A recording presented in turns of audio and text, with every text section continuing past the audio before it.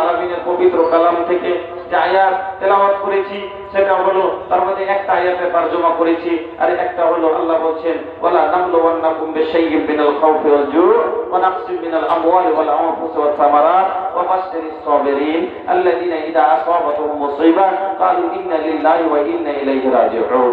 আল্লাহ বলছেন বান্দা তোকে আমি বিভিন্ন ধার দিয়ে পরীক্ষা করব, ভয় দিয়ে, ভোগ দিয়ে, ফসল নষ্ট করে, শরীরে অসুখ দিয়ে, তোর খুব দামি জিনিস কেড়ে নিয়ে, ভালোবাসার যে আছে মদ দিয়ে, আমি আল্লাহ তোমাকে পরীক্ষা করব। তোমার তো ভাইজান আমার মা বোনেরা, আপনাকে আমাকে আল্লাহ এই 60 বছর জীবনে মানুষকে বিভিন্ন রকমের আল্লাহ পরীক্ষা করেন। যেমন আল্লাহ আজমাইশ, ওই সময়তে আমাদের ধৈর্য রাখতে হবে। আল্লাহ বলছেন বান্দা শোনো, ওই সময়তে তুমি যদি আমার উপরে ধৈর্য রেখেছো, সবুর করেছো, তাহলে পরে শোনো আমি আল্লাহ বলছি ইন্নাল্লাহা মা'আস সাবিরিন, আমি তোমাদের সাথে রয়েছি। আল্লাহ পাকের নবী বলছেন সেই হাদিস উম্মে সালমা এই হাদিস বর্ণনা করছে, শুনুন। উম্মে সালমা বলছেন যে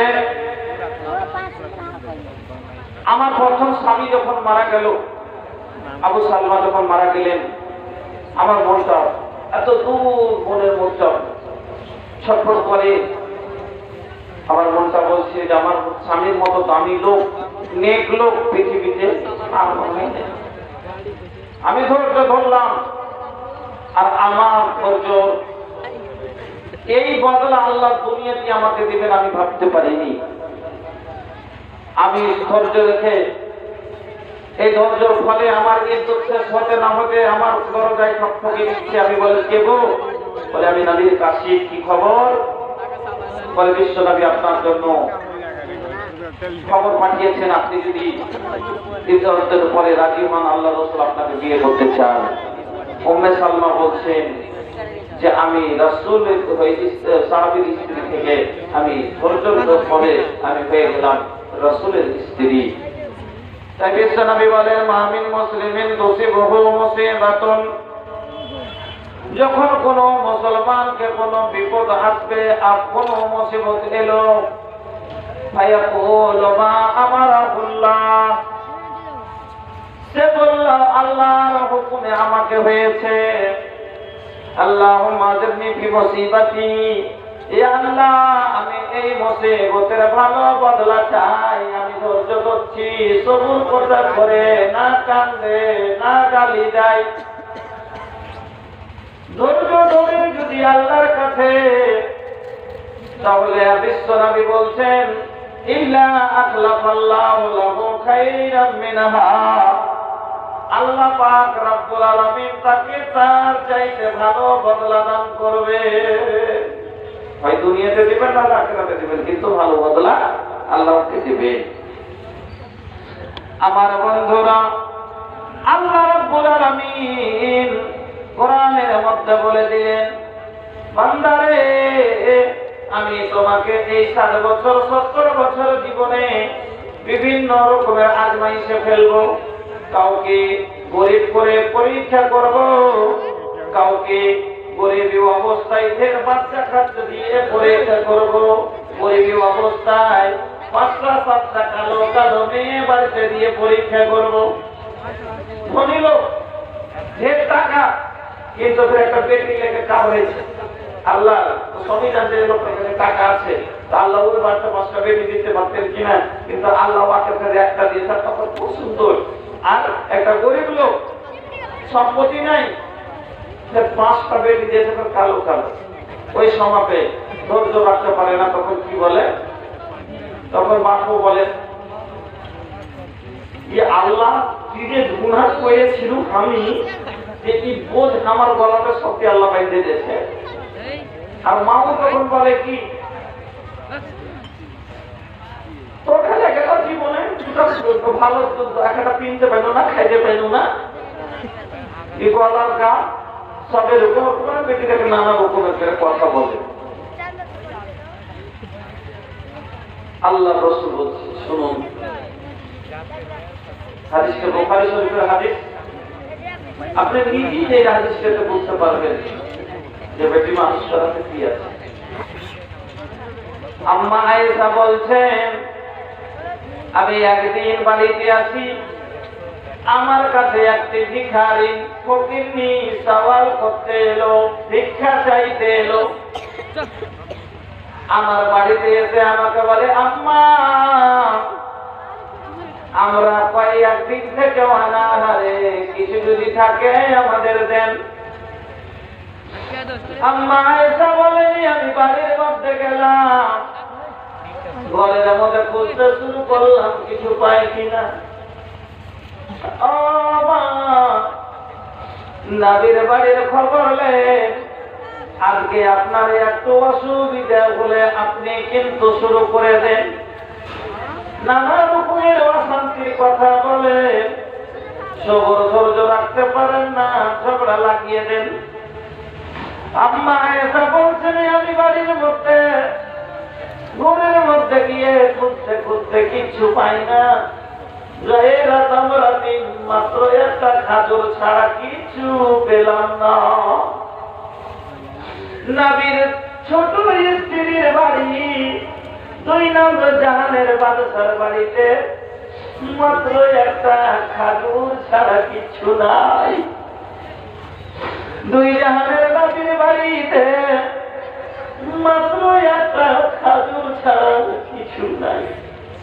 আয়েশা বলেন, আমি বাড়ির মধ্যে যে যখন দেখলাম লাইলাতুল রাতি একটা খাজুর ছাড়া কিছু ছিল না, ফাআতাইতুহা ইয়াহা, আমি ওটাই নিয়ে এসে ওই ভিখারির হাতে দিয়ে দিলাম। আজকে আমার মায়েরা, আমার বোনেরা, যদি অল্প থাকে না শুকরি জানাবে, আর না হলে পাক মেরে ফেলে দেবে। একটু কম যদি হয় খাবে না, খেতে খেতে টাকা ফুটলিয়ে যদি একটু কমই বেশি হয়ে যায়, যা শ্বশুর ভাসুর নিয়ে দিতে দিতে একটু যদি কমে যায়, তবে ও সাপ করবে না, খাবো না, খাবো না, তখন খাবে না। এটা কিন্তু কিছু বলে অনেক মায়ের লোক আছে যে বউ বেটির লক্ষ্য রাখে না, বউ বেটির লক্ষ্য রাখে না, মানে ওর নিজের পেট জানে, ওর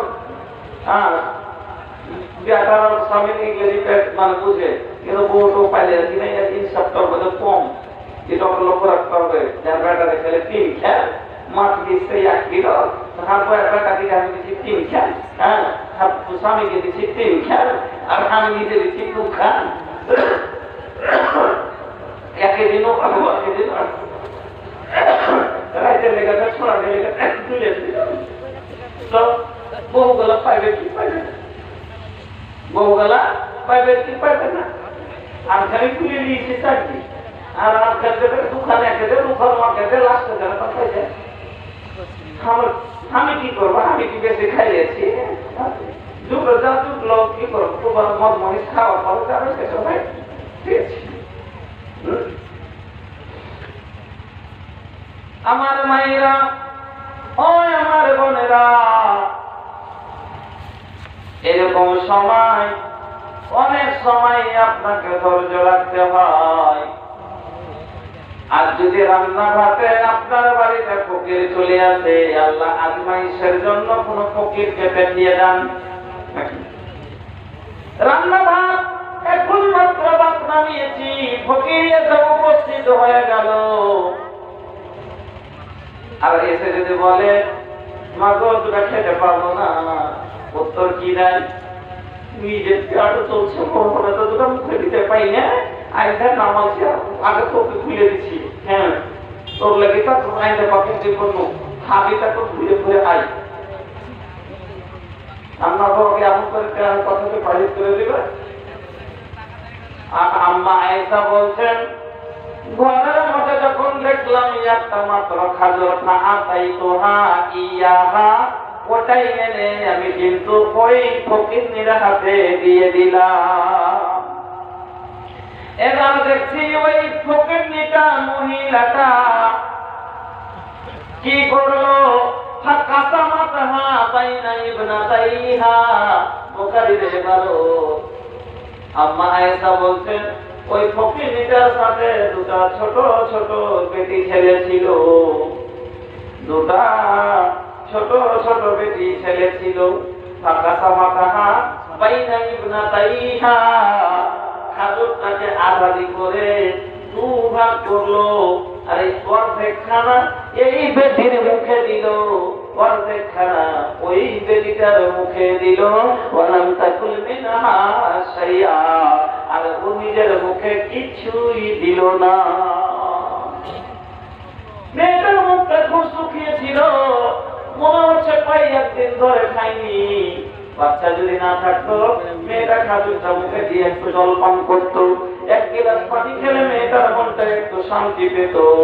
কিন্তু আরে বাচ্চার মমতা, আরে বাচ্চার মায়া, যে নিজের খাজুরটাকে ভাগ করে দুই বেটির মুখে তুলে দিল, আর সে কিন্তু নিজের মুখে দিল না। সোমবার কেমন থাকা ফের ওখান থেকে দাঁড়িয়ে গেলেন, আর ওইখান থেকে চলে গেল যখন দেখারনি। ফাদাখালান নবী সাল্লাল্লাহু আলাইহি ওয়াসাল্লাম, আল্লাহ পাকের নবী যখন বাড়িতে আসলেন, আয়েশা রাদিয়াল্লাহু তাআলা আনহা নবীর ছোট স্ত্রী নবীকে এবার এই ঘটনা দেখতে বলছেন, নবী গো আজকে একটা ঘটনা দেখেছি গো নবী, দেখে বাচ্চার মহব্বত তোমার অন্তরে কতখানি হয় বুঝতে পেরেছি। কি দেখলে আয়েশা, কি ঘটনা, সে বাচ্চার কতখানি মহব্বত বাচ্চার উপরে মার হয়। আমার বন্ধুরা আপনাকে বলে দিই, একটা কতখানি এক বাচ্চার উপরে মায়ের দরদ হয়। আল্লাহ না করে, খোদা না খাস্তা, যদি আল্লাহ করতে চান কোন মানুষের পেট থেকে যদি আল্লাহ বকরির একটা বাচ্চা পয়দা করে দেয়, তবু মা ওকে ফেলতে পারবে না, পারবে পারবে না। এত দূর মায়ের মহব্বত। এমনিতে আল্লাহ মার বাংলা পজিশন এত বড় করে দিয়েছে। মাইকে চরনাওয়া মে जन्नत तुहार हो, अपन जान से बढ़ के करे हा तू माई से प्यार हो।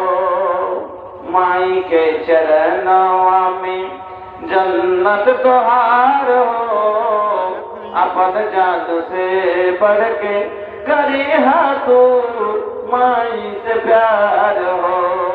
तोहरे खातिर माई के, तोहरे ऊपर माई के बड़ो उपकार हो। तोहके पियोले बाड़ी दुधावा के धार हो।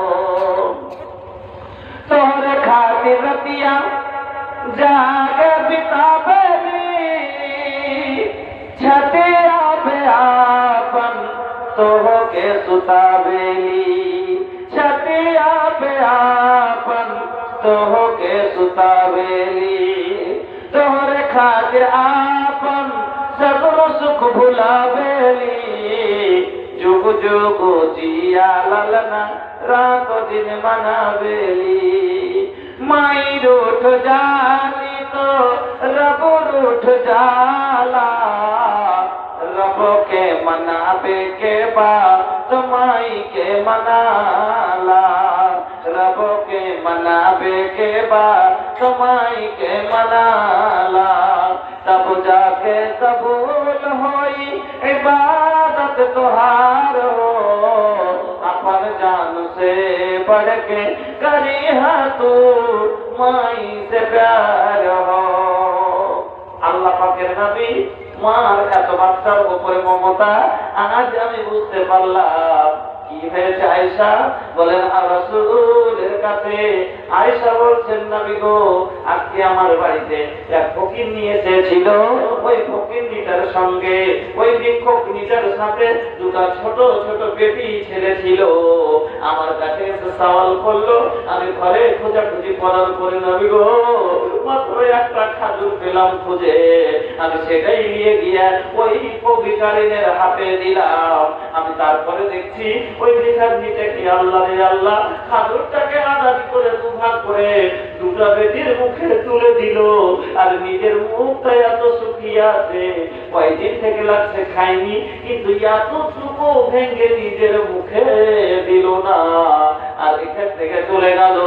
এই ঘটনা শোনার পরে বিশ্বনবী বলছেন, আয়েশা, কাল কিয়ামতের দিন শোনো, এই মহিলা যদি জাহান্নামী হয়ে যায়, অনেক করে আমি হাজির বানান, এই বেটি দুটা হলো আজমাইশের জারিয়া, এটা পোষা পালা করা, এর মানে পথে আছে।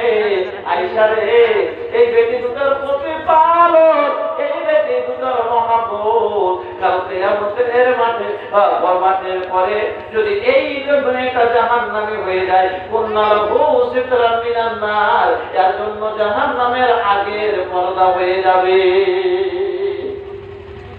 সামান্য দুটো বেটি যদি এতখানি মহব্বতে মানুষ করাতে যদি জাহান্নাম থেকে বাঁচার কাটি নিয়ে যায়, তার 5টা বেটি আছে, খুশকিসমত হলো। আর ওকে আমরা কি মনে করি? বোঝা।